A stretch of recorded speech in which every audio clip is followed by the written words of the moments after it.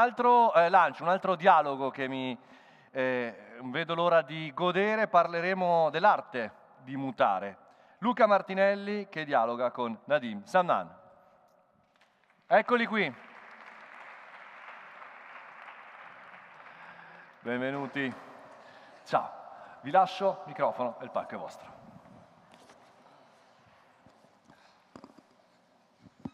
Hello, everybody. Hi.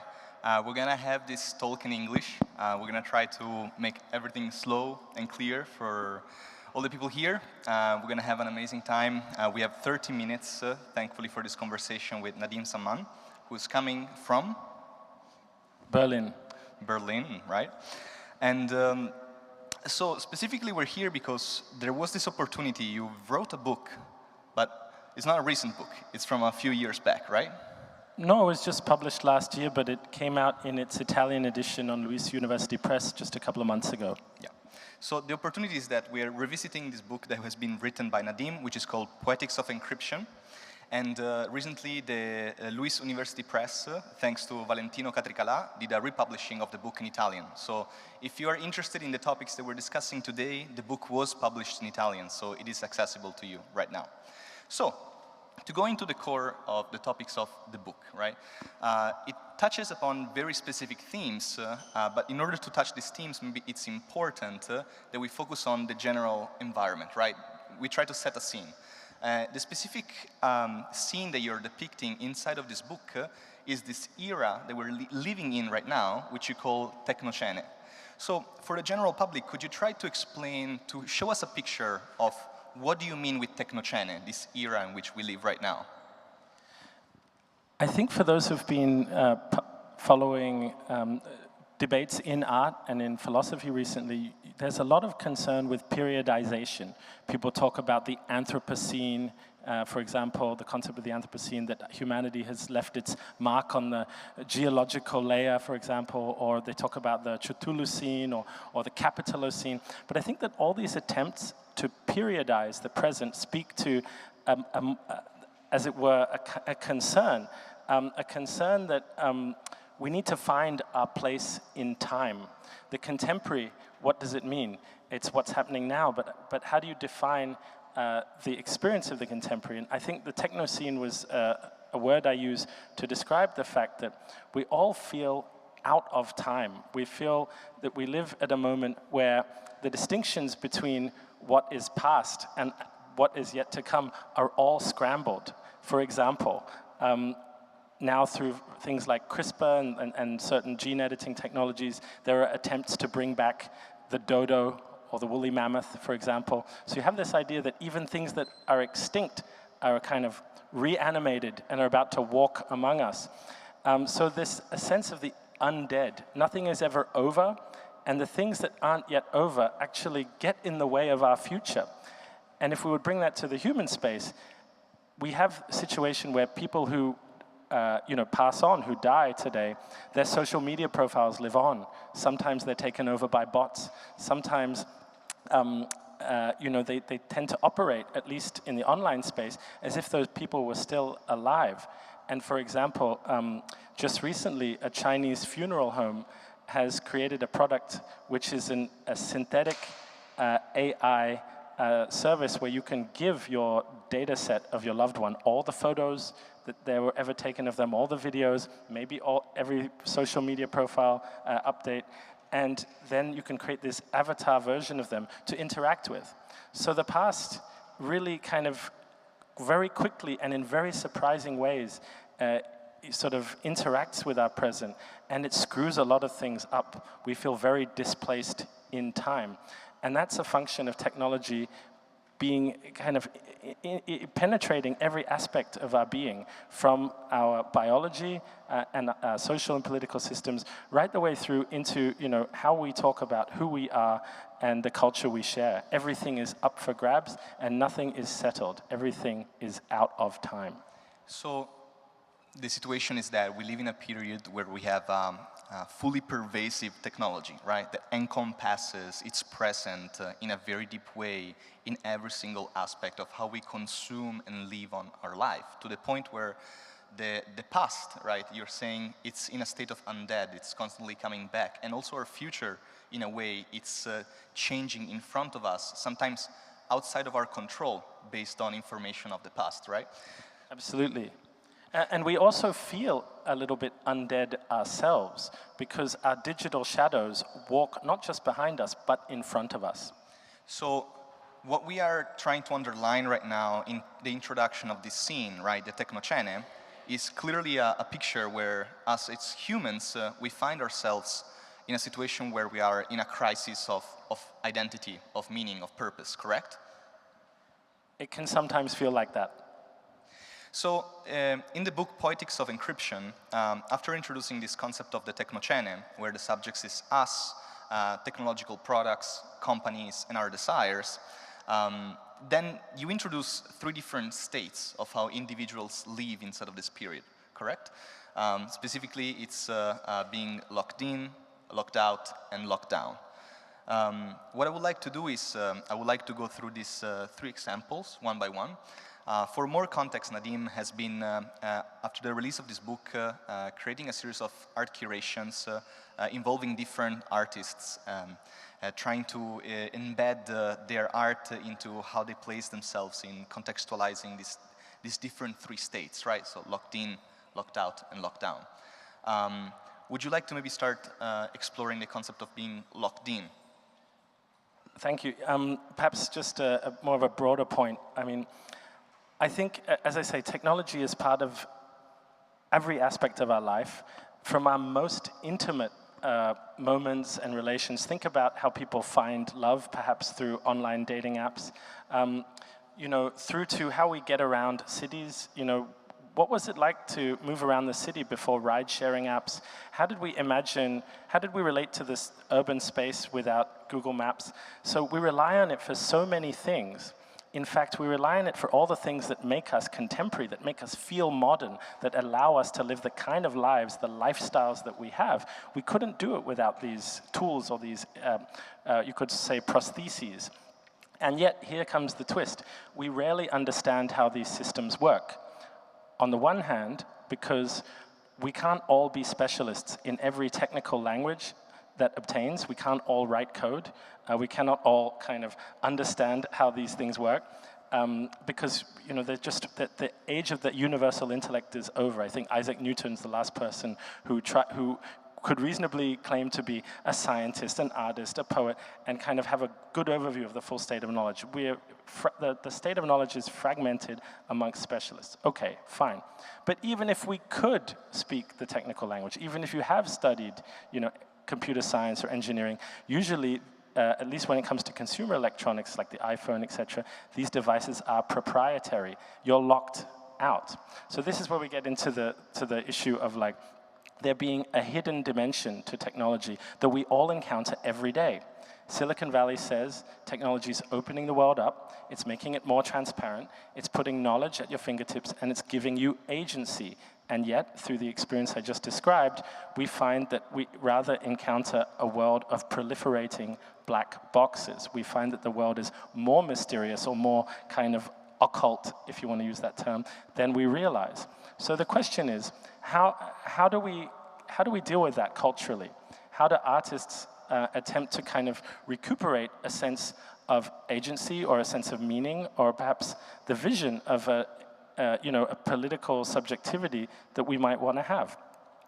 The proposal in the book, which is really a work of art criticism, is that I sort of say that artists attempt to map, provide narratives or provide images of where we can imagine an intelligent, like you guys, embodied human in relationship to the inside of technology. And the first one of these 3 sort of frames is, I called it black site, but it might as well be locked in. You're surrounded by tech. You feel yourself almost buried alive by it. You're contained. You're encapsulated.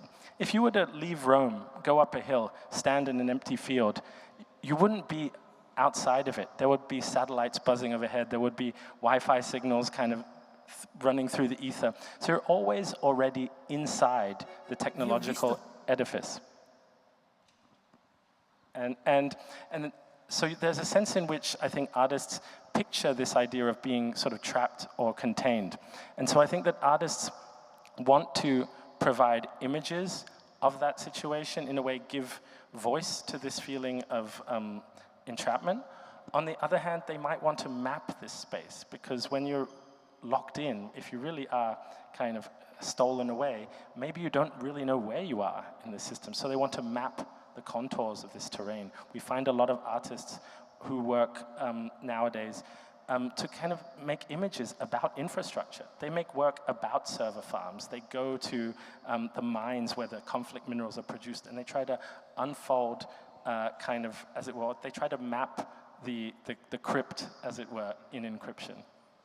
That's locked in. Yeah. So, as we were saying, the Technocene is a period of pervasive technology that expands our ability to exert our desires out there, but in this giving, there's the potentiality of taking away a lot, right?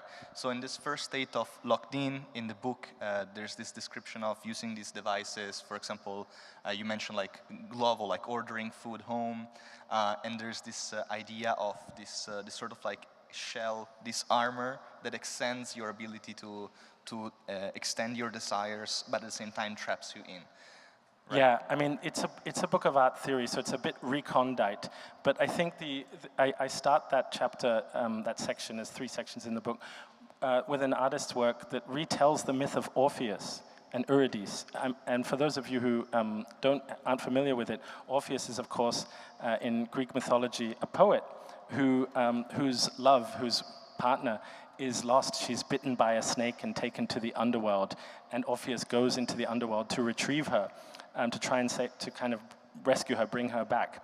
Of course, he's unable to do so through his own caprice. But the point is, I think a lot of contemporary artists, they play the role, they switch between the kind of performative role of Orpheus and Eurydice. On the one hand, the artist is the one who searches to kind of uncover the hidden truth, to bring it to light, to show a picture, maybe through a documentary, maybe through like a really compelling narrative of like who or what is stolen away by tech, like what image of the human has been kind of taken from us. On the other hand, they also maybe, and they try to bring it to light and save, as it were, save the human image. On the other hand, sometimes they place themselves in the position of Eurydice, lost within a dark cavern, unable to plot their own situation. So in these dark times of the Technocene, in the concept of the locked in, you have the situation where the artist is trying to explore this cryptic element of technology, right? This non-transparency, and as you said, is taking on this role of trying to go into this non-transparency, this cryptic nature of crack it, yeah. To crack it, yeah. And so then we move into this second state, this second opportunity. We talked about locked in.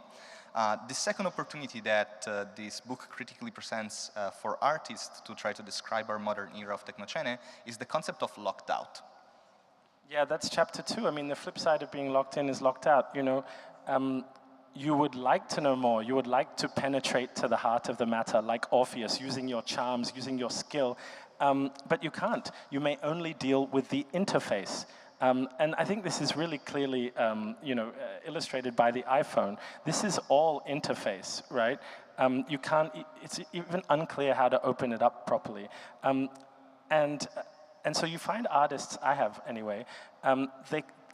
One species of way in which they represent the situations, they literally do create artworks that look like black boxes. There's a wonderful work by an artist called Carsten Nicolai from German, which is a large black rhomboid.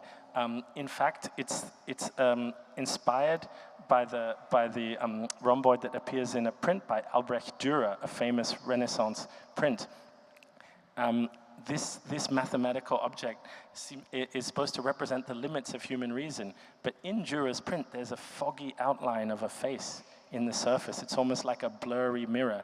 And I think that rhomboid is the iPhone. We can only look at the reflections on the surface.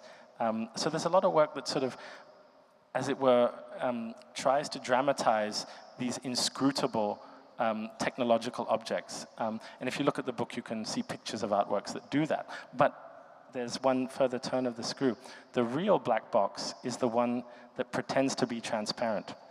there's this proposal that computers, as I say, they're windows on the world. You don't need to really look behind the interface to try and understand, like, what is it made of? Where did it come from? What economies is it part of? What ecologies does it intervene in? You're supposed to imagine it as transparent. It's if you believe that something like this is a transparent mediator to a world of information, then you really are, locked out. So, in this scene of Technocene, where you have this pervasive technology, which is cryptic, is not transparent, we saw the first role that artists are taking, this sort of like role of guide, trying to explore the concept of locked in, so trying to bring you through this concept of the cryptic technology, trying to go through this mysterious place. The second element that we explored is the concept of being locked out, so artists being able to represent this feeling of really not being able to pass through to understand what is within the algorithms that slowly are shaping our everyday life.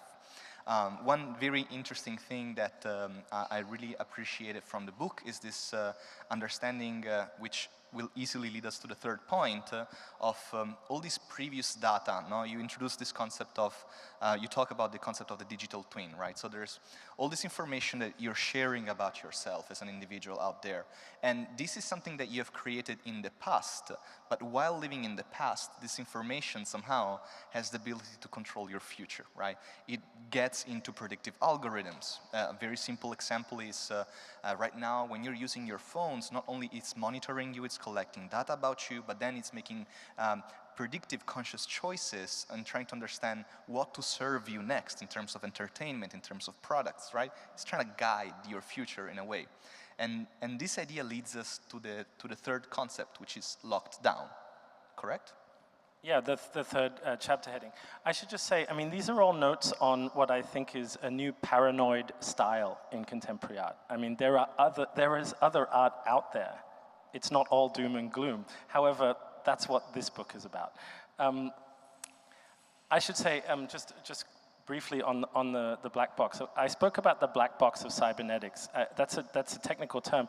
A black box is an object or system where you know what the input is, you know what the output is, but you don't know how it achieves the thing that it performs. That's what a black box is in cybernetics. But there's another kind of black box, and you all know from airplanes. When an airplane crashes and explodes into 1,000,000 pieces, the only thing left is this black box, and it's the flight recorder. It records everything. So when I speak about the black box, in contemporary art, I think artists are trying to talk about a combination of the two. Something that's recording everything for who knows what purposes and for who knows what agents, but at the same time, you can't really kind of see even what it's recording and in which ways it's going to be put to use in your future life. And so the thing is, those are a binary, locked in, locked out. You need a third in order to be truly dialectical. You know, you've got thesis, antithesis, then you need synthesis. And that's why I like the term locked down, because I wrote this book in the lockdown. Now, in the lockdown, you were at home, I presume. I was at home. You were absolutely sheltering in place. You were probably in your pajamas most of the time. You probably didn't see many people face to face, but of course, you were probably video conferencing all day long. You were on the telephone, you were on video chat. So in a way, we were both as static and as kind of like arrested as we could be, and yet as distributed in terms of our digital social relation as we've ever been before, or we were more online than ever before. So this kind of oscillation and confusion between, sort of the, let's say, geographical space and functional proximity is like central to that idea.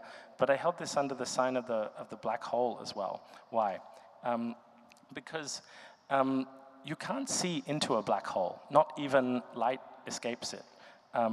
You can only, astrophysicists and astronomers can only see black holes by the way it distorts the image of the universe around it. And this is the real term, at the corona of the black hole, the stars seem to warp, everything looks different. And around it, at the event horizon and inside, all fundamental categories break down. Space and time, the concepts are exploded. And I think that this is a wonderful metaphor for the internet and computation in general. People talk about the amount of data in the world, and they reach for spatial metaphors. They say things like, if you were to put all the world's data onto DVDs, it would stack up and go around the world 200 times. It's a funny image, but it's not quite the right one. I don't think spatial extension is the interesting part. I think we should talk about density of data. So I say that super dense digital archives, like the internet, and super dense computational processes like AI warp cultural space-time. Around them, everything looks different. Around them, every fundamental institution, be it the institution of, like, I don't know, democratic politics, or even categories like, life, death, what has passed, what is yet to come, they're all scrambled. And I think this is really the font of some of the more chaotic experiences we have in our cultural life today.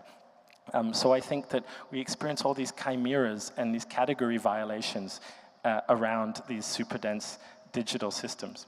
So I would say that the lockdown, the black hole, it's probably out of the 3 points the more complex and layered one. So it's worth maybe to go a little bit on a second round to try to explore it better. So as we said, I've always tried to bring everything together so we can have a clear, summarized version. We discussed initially about this Technocene, this period of pervasive technology, how this technology is not transparent, it's hidden, you don't really know what's going inside, you maybe know the input, you maybe know the output, but you don't know the processes. You can try to be locked in, a guide, trying to go through it, reveal the mysteries, you can be locked out, talking about, as an artist, the inability to comprehend what's inside.